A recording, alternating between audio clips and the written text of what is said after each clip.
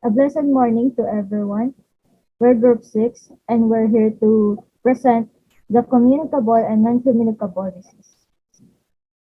So I'm Jochebed Valencia and I'm with Roselle David Peren, Jon Lorenz Reyes, Direk Llyod Jovan Sernat, and Allaine Varias. So we're assigned to present the two diseases. The first one is a communicable disease known as malaria, and the second one is a non-communicable disease known as cancer. So the first disease will be discussed by Jon Lorenz Reyes.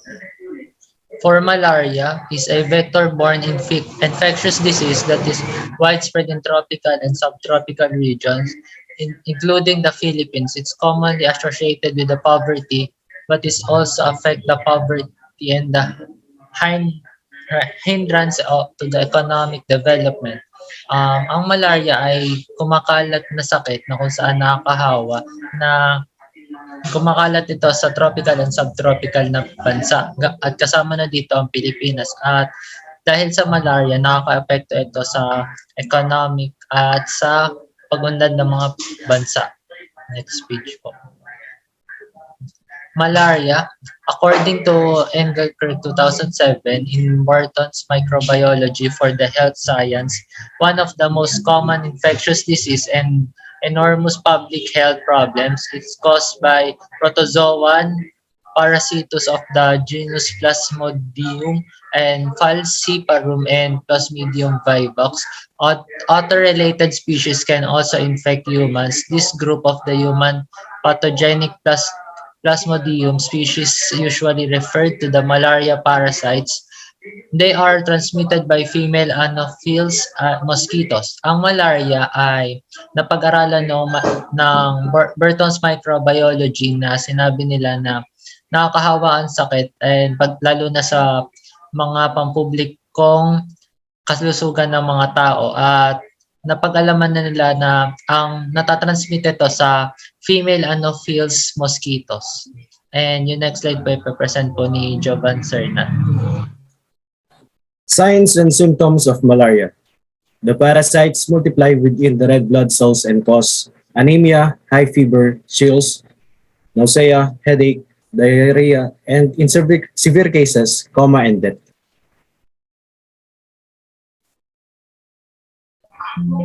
Prevention of malaria.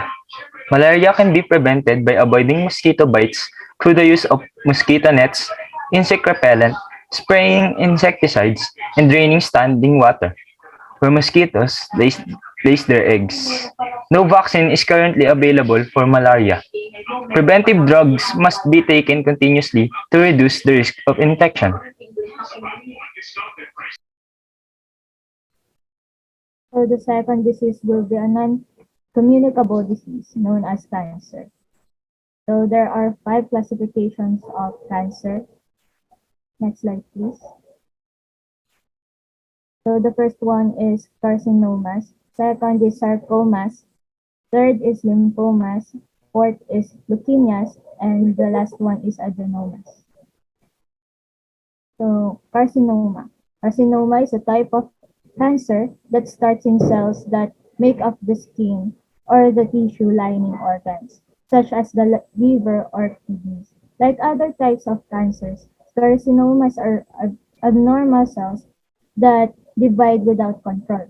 They are also able to spread to other parts of the body.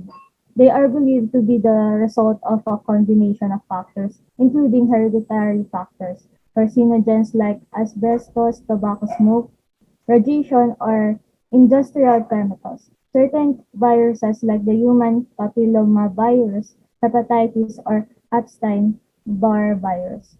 Most cases of squamous cell carcinoma can be cured when found early and treated properly. Today, many treatment options are available, and both are easily performed at a doctor's office. The next slide will be presented by Mr. Rodriguez. Sarcomas. Sarcoma is a type of cancer that starts in a tissues like bone or muscle. Bone and soft tissue sarcomas are the main types of sarcoma. Soft tissue sarcomas can develop in tissues like fat, muscle, nerves, fibrous tissues, blood vessels, or deep skin tissues. They can be found in any part of the body. This type of cancer is considered rare and it can be cured depending on the type and on the stage level.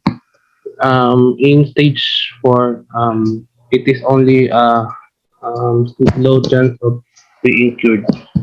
Next slide po. Lymphomas.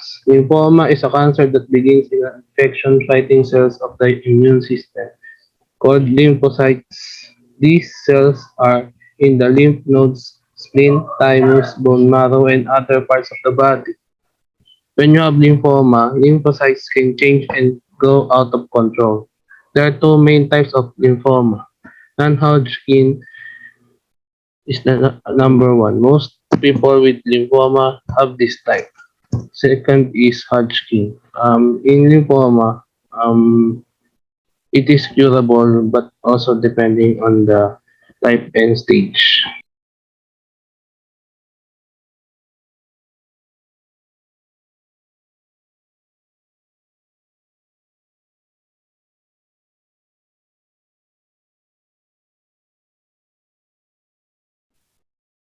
Fourth is leukemia.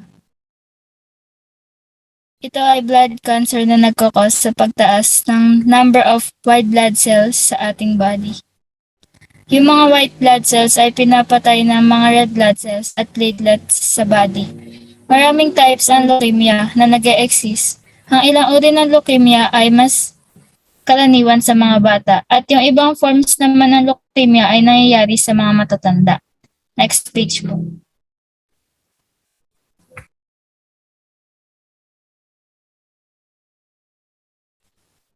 Ang pang-fifth po ay adenomas. Yung adenomas naman, ito yung cancers na nag-arise sa thyroid, pituitary gland, adrenal gland, at yung iba pang glandular tissues. Adenomas are benign or non-cancerous tumors. However, kailangan natin i-treat ito ng precancerous kasi baka maging cancer ito kapag hindi agad na-detect. The severity of adenoma can vary greatly basta depende sa size and location nito. If yung adenoma ay small, hindi ito matitreat agad. The next slide will be presented by Jovan, Sernat. Signs and symptoms of cancer. Cancer symptoms are quite varied and depend on where the cancer is located, where it has spread, and how big the tumor is. Some cancers can be felt or seen through the skin. For instance, a lump on the breast or testicles can be an indicator of cancer in those locations. Skin cancer, melanoma, is often marked by a change in wart, or mole on the skin. Some oral cancers present white patches inside the mouth or white spots on the tongue.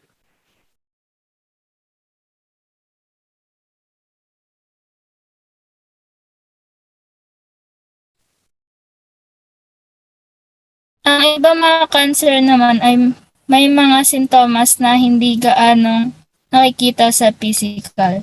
Ang ilang mga tumor sa utak ay may posibilidad na manifest ng maaga dahil nakaka-apekto ang mga ito sa mahalagang cognitive function.